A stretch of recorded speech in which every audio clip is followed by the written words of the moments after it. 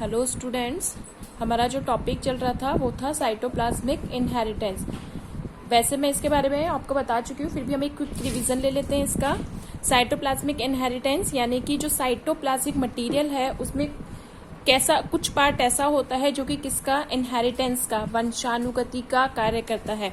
जैसे मैंने आपको पहले भी बताया था कि इसमें प्रमुख रूप से दो ऑर्गेनल्स हैं ऐसे, जिसका अगर हम बात करें माइटोकॉन्ड्रिया और प्लास्टिड, ये दो ऑर्गेनल ऐसे हैं जिनमें खुद का क्या होता है जेनेटिक मटेरियल या हम कहें डीएनए प्रेजेंट होता है, जिसकी वजह से ये सेल्फ रेप्लिकेट कर सकते हैं। तो इनके द्वारा भी यानी कि इनके साथ भी क्या होता है साइटोप्लाज्मिक इनहेरिटेंस होता है। ये भी क्या करते हैं आनुवंशिक पदार्थ का स्थानांतरण करते हैं।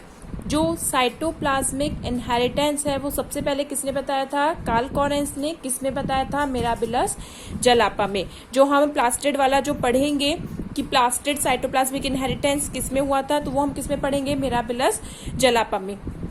इसी तरीके से अगर हम बात करें, क्योंकि अभी तक हमने जो इनहेरिटेंस पढ़ा है वो ये पढ़ा है कि क्रोमोसोम्स होते हैं, क्रोमोसोम्स में जीन होते हैं, वही जीन क्या करते हैं कैरेक्टर्स को one generation to second generation या हम कहें नेक्स्ट जनरेशन में ट्रांसफर करते हैं।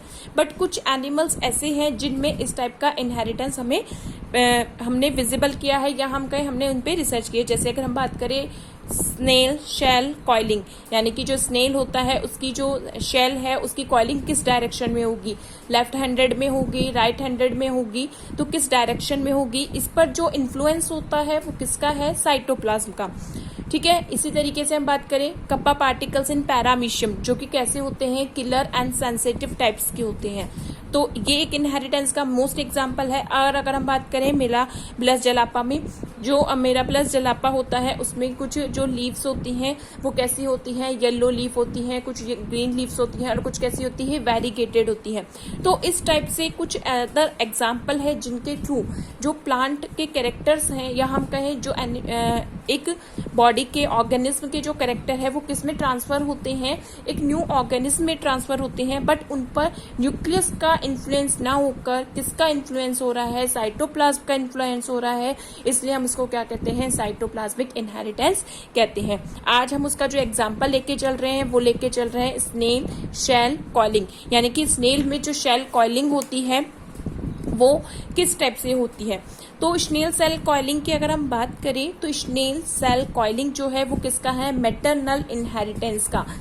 इट मीन्स अगर हम बात करें, जैसे मैंने आपको पहले ही बताया था कि जो साइटोप्लाज्मिक इनहेरिटेंस है उस इनहेरिटेंस में मेन इफेक्ट किसका आता है? मैटरनल कैरेक्टर का आएगा, यानी कि जो फीमेल कैरेक्टर है या हम कहें उसकी जो फीमेल या मदर का जो कैरेक्टर है वो इस एक न्यू जनरेशन में ट्रांसफर होता है। तो जैसे अगर हम बात करें स्नेल लेमनिया पेरिग्रा, इसमें जो शेल है उसमें जो कॉइलिंग होगी वो टू टाइप से होती है। टू टाइप की कॉइलिंग होती है। एक होता है क्लॉकवाइज डायरेक्शन में।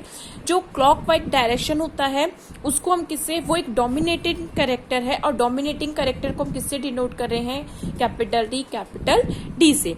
सेकेंड जो कॉइलिंग होती है वो किसकी होती है? सिलेंशियल, जो कि कैसी होती है? एंटी क्लॉकवाइज, यानी कि अगर हम कहें लेफ्ट हैंडेड साइड में होगी, और ये एक रिसेसिव कैरेक्टर से डिनोट करती है, यानी कि ये रिसेसिव होगा और डिनोट किससे कर रहे हैं हम?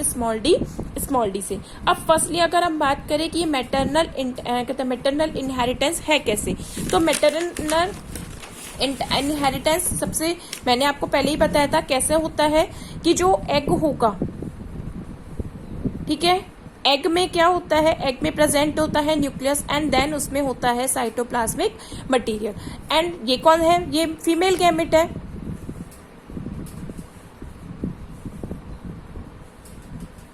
ठीक है। सेकंड जो होता है वो क्या होता है? स्पर्म।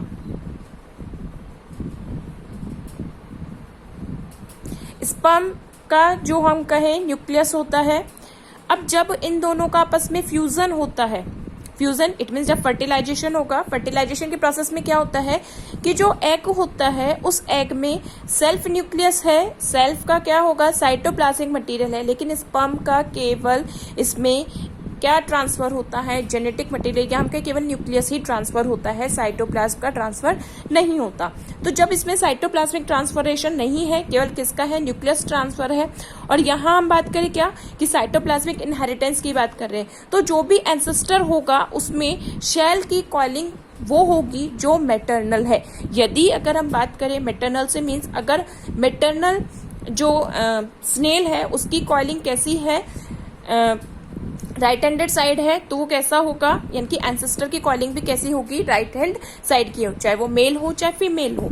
और अगर हम बात करें अगर वो कैसा है, एंटी क्लॉकवाइज, ठीक है, अगर एंटी क्लॉकवाइज है तो उसमें जो, यानी कि अगर हम कहें एंटी क्लॉकवाइज है किसकी, मदर की, तो जो एंसेस्टर होगा यानी कि जो उसकी जनरेशन होगी उसमें क्या होगा, एंटी क्लॉकवाइज डायरेक्शन में ही शेल कॉइलिंग होती है। अब एक मोस्ट इंपॉर्टेंट ये, क्योंकि इसमें जो स्नेल शेल कॉइलिंग है वो किससे डिटर्मिनेट हो रही है, वो हो रही है मैटरनल इनहेरिटेंस के थ्रू, ठीक है, क्योंकि इसमें जो मैटरनल इफेक्ट होगा, यानी कि जो मदर है उसकी शेल जिस डायरेक्शन में कॉइलिंग है सेम वही कॉइलिंग किसमें मिलेगी, एंसेस्टर्स में मिलेगी या ऑफस्प्रिंग जो भी उसकी न्यू जनरेशन है उसमें मिलेगी। इसलिए इसको प्री डिटर्मिनेट इनहेरिटेंस भी कहते हैं।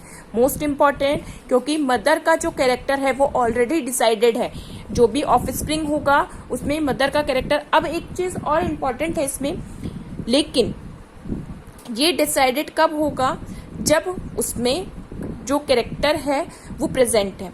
अब एक इम्पॉर्टेंट चीज और है इसमें, जो स्नेल होता है जिसकी हम बात कर रहे हैं, लिम्निया पेडिग्रा, उसमें ये क्लॉकवाइज शेल कॉइलिंग जो होती है वो डिसाइड किसके द्वारा होती है, साइटोप्लाज्म। अब साइटोप्लाज्म का जो मटेरियल होता है उनमें एक विशेष टाइप ऑफ प्रोटीन, ठीक है, special type of protein produce करता है। अब अगर उनमें ये special type of protein produce होगा तब ही शेल की कॉइलिंग कब होगी, डेक्स्ट्रल डायरेक्शन में, या हम कहें क्लॉकवाइज होगी। यानी कि उनमें डोमिनेटिंग कैरेक्टर कब होगा, जब उनमें डोमिनेटिंग कैरेक्टर प्रेजेंट है, और डोमिनेटिंग कैरेक्टर प्रेजेंट होगा तो साइटोप्लाज्म एक स्पेशल टाइप ऑफ प्रोटीन का प्रोड्यूशन करता है। अगर उनमें वो स्पेशल टाइप ऑफ प्रोटीन का प्रोडक्शन नहीं होगा तो डायरेक्शन क्या हो जाएगी, एंटी क्लॉकवाइज, क्योंकि इसमें स्मॉल डी कैसा है, रिसेसिव कैरेक्टर है। अब हम इसको एक फ्लो चार्ट के थ्रू देखते हैं। जैसे अगर हम बात करें एक फीमेल, ठीक है, उसकी शेल कॉइलिंग किस टाइप से है, डेक्स्ट्रल है, यानी कि हम कहें क्लॉकवाइज है। उसका क्रॉस हम किससे करा रहे हैं, मेल से।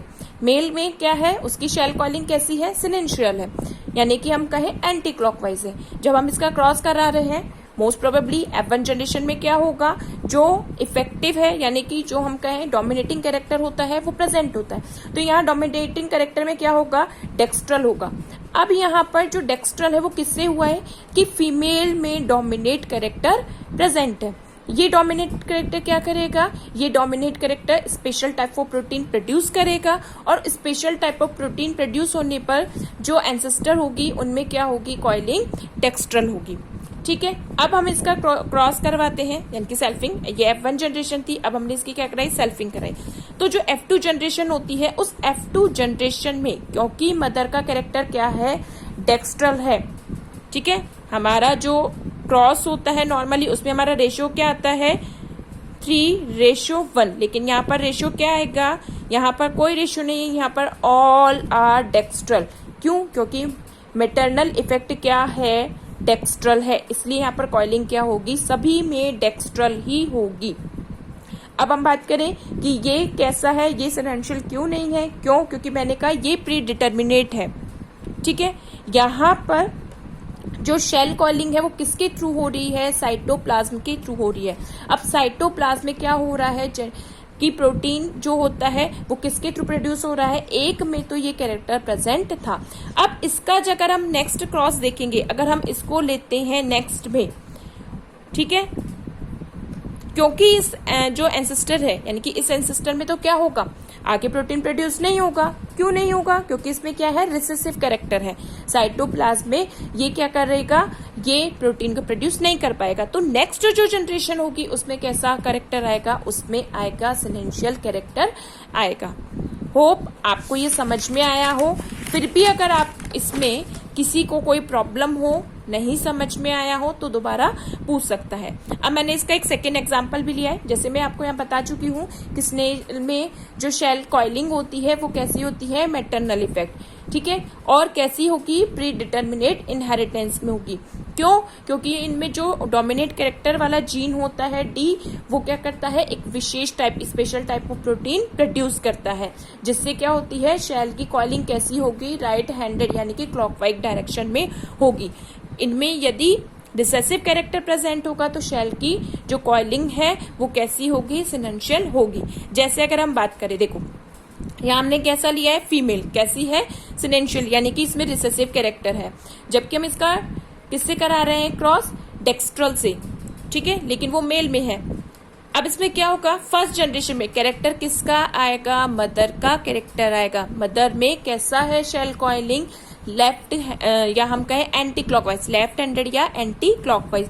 तो जो जनरेशन होगी उसमें भी क्या होगा, एंटी क्लॉकवाइज ही होगी। लेकिन क्योंकि इसमें क्या हुआ, एक डोमिनेटिंग कैरेक्टर वाला जीन प्रेजेंट है, तो नेक्स्ट जो जनरेशन होगी, जब हम इसकी क्या कराते हैं, सेल्फिंग कराते हैं, जब नेक्स्ट जनरेशन होगी सब में, क्योंकि किसे करा रहे हैं, डोमिनेट कैरेक्टर वाला प्रेजेंट है, तो एग यानी कि साइटोप्लाज्म में क्या होगा, डोमिनेटिंग कैरेक्टर वाला जीन प्रेजेंट है, और वो डोमिनेटिंग कैरेक्टर वाला जीन क्या कर सकता है, प्रोटीन प्रोड्यूस कर सकता है। तो नेक्स्ट जनरेशन में जो भी एंसेस्टर होगी उनकी शेल कॉइलिंग कैसी होगी, राइट हैंडेड या हम कहें क्लॉकवाइज डायरेक्शन में डेक्स्ट्रल होगी। ओके।